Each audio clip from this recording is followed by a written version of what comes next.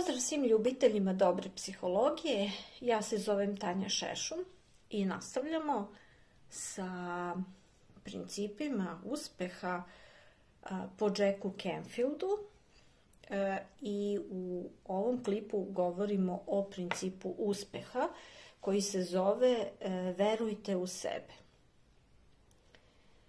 Ako hoćete da budete uspešni u stvaranju života i snova, morate verovati da ste sposobni da ga ostvarite. Morate verovati da imate sve što je potrebno da ostvarite sve svoje ciljeve. Drugim rečima, morate verovati u sebe. Bez obzira da li ćete to nazvati samopoštovanjem, samopouzdanošću, samouverenošću ili nekako drugačije, u pitanju je duboko usađeno verovanje da imate ono što je potrebno, sposobnost, unutrašnje izvore i veštine da stvorite željene rezultate. Verovanje u sebe je stav. Verovanje u sebe je izbor. To je stav koji čovek razvija s vremenom.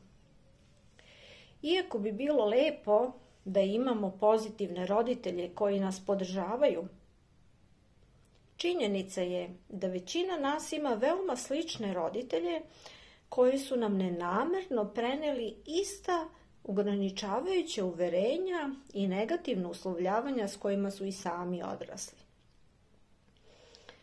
Ali važno je da zapamtite, prošlost je prošlost. Ne isplati se kriviti njih za vaš trenutni nivo samopouzdanja.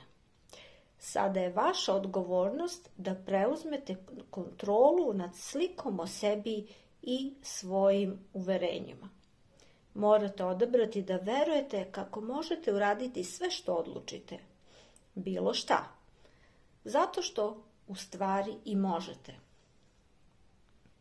Ako razmišljate u svoju korist i ponašate se kao da je to moguće, onda ćete uraditi sve što je neophodno da dovedete do tog rezultata.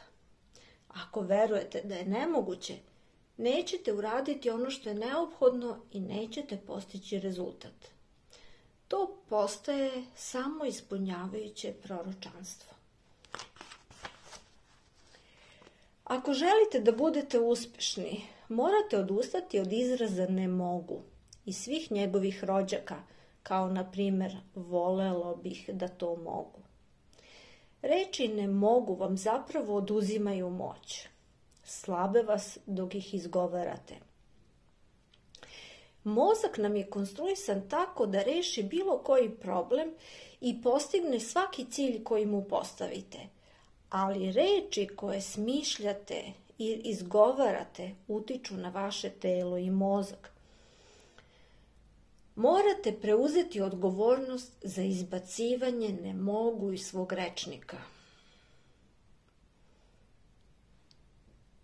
Dakle, verujte u sebe i vidimo se u sljedećem videu sa novim principom uspeha.